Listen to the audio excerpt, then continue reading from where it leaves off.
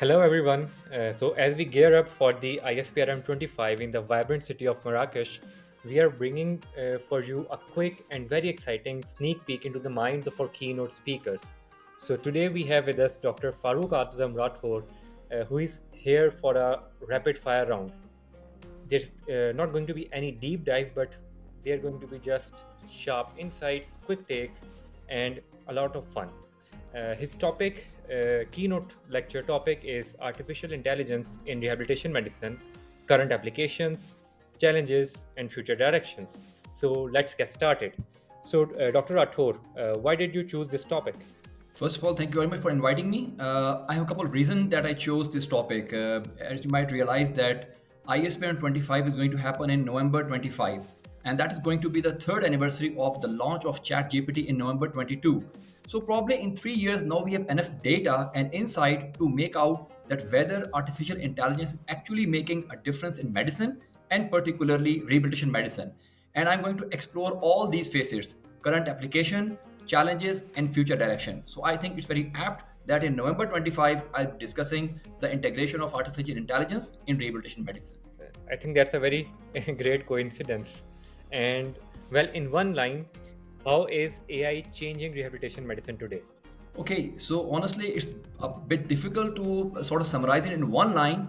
But if you ask me, so probably it's affecting how we deliver rehabilitation services, how we teach rehabilitation to our resident, and it is leading to a more personalized, tailor-made rehabilitation plans that are definitely going to impact the way we deliver rehabilitation services in the future. And what is the one AI tool that you think that every rehab professional should know about? Okay, so if you ask me, probably I would rather go for these AI based predictive analysis tools because most of them are available online and they don't need that kind of hardware or some kind of like a physical tool that you have to buy. And in some cases, there are low cost tool available, and rehabilitation is all about determining the outcome for the patient. Unlike other medical specialties who are mainly concerned with acute medical care and then they leave the patient to other specialties. So in our case, we are much concerned about the outcomes, and probably big data, AI integration, and machine learning can help us predict the outcome of our patient. So predictive analysis is one thing that every rehabilitation person should know. Okay, that is great. So I think I will look upon the predictive analysis tools as well. And what is the most exciting AI application in rehab that you have come across recently? Yeah. So, in my opinion, I would say the intelligent prosthetics, the prosthetic that actually adapt to the need of the patient after training on their data and motion analysis pattern. I think these tools are going to change the world for good. Because currently, I feel that one of the most rewarding rehabilitation intervention is amputee rehabilitation, in which a patient loses a part of his or her limb, but because of adequate amputee rehabilitation, they go back to life as a normal, full person again. And just imagine if we integrate these AI technologies and intelligent prosthetic in that paradigm of amputee rehabilitation.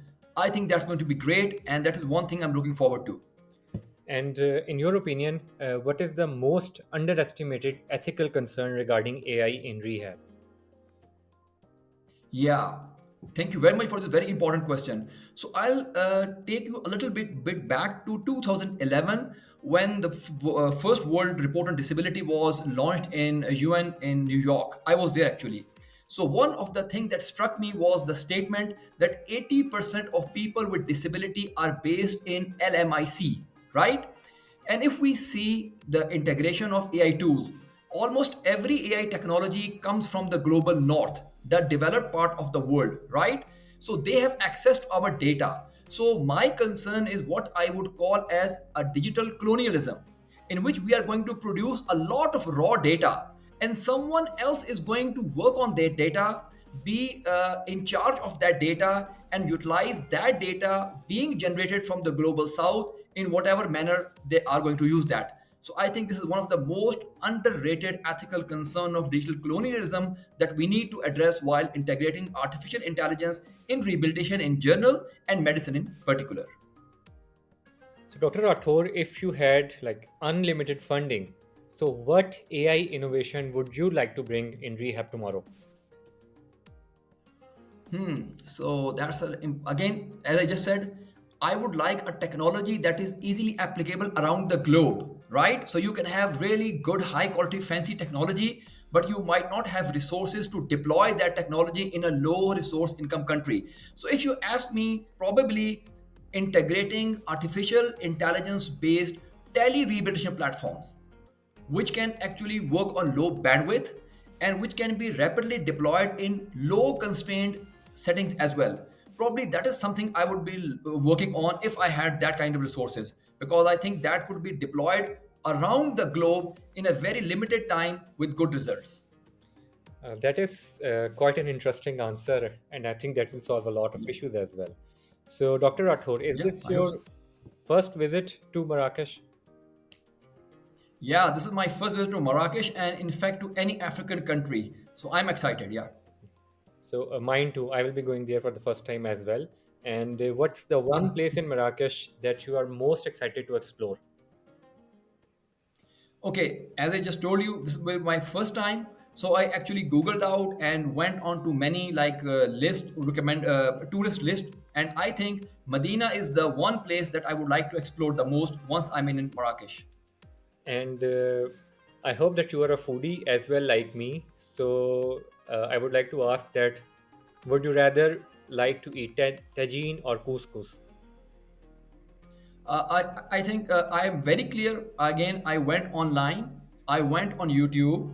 I actually asked one of my friends from Marrakesh, and I'm going to go for tagine, and specifically lamb tagine, because that is something that is not readily a lamb meat. Good lamb meat is not readily available in my part of the world. So I'm all looking forward to a lamb tagine traditional in Marrakesh.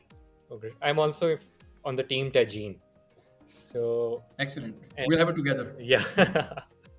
And what are you most looking forward at ISPRM besides your own lecture? Yeah, it's important because so for me, on a personal note, ISPRM is a global event which allows me to reconnect with my colleagues around the globe. I'm also the current chair of ERC, and I have to meet my colleagues and do some policy matters.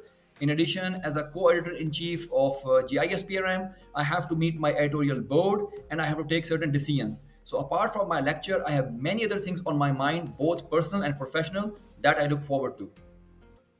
So, if you had one word to describe how you feel about speaking at ISPRM 25, what would it be?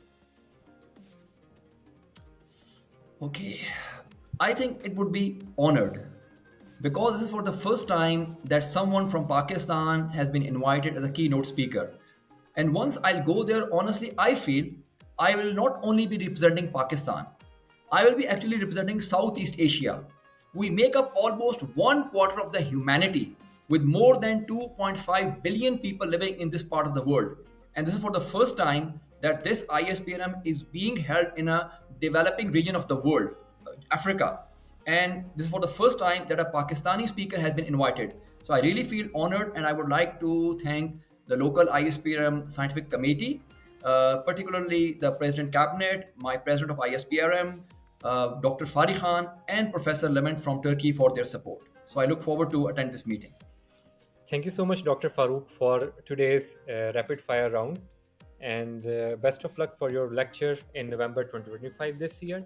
And hope to see you soon. Thank you very much, Tawaf, for this opportunity, and I look forward for my lecture and interacting and meeting you all at Marrakech ISPRM 2025. Thank you again. Together for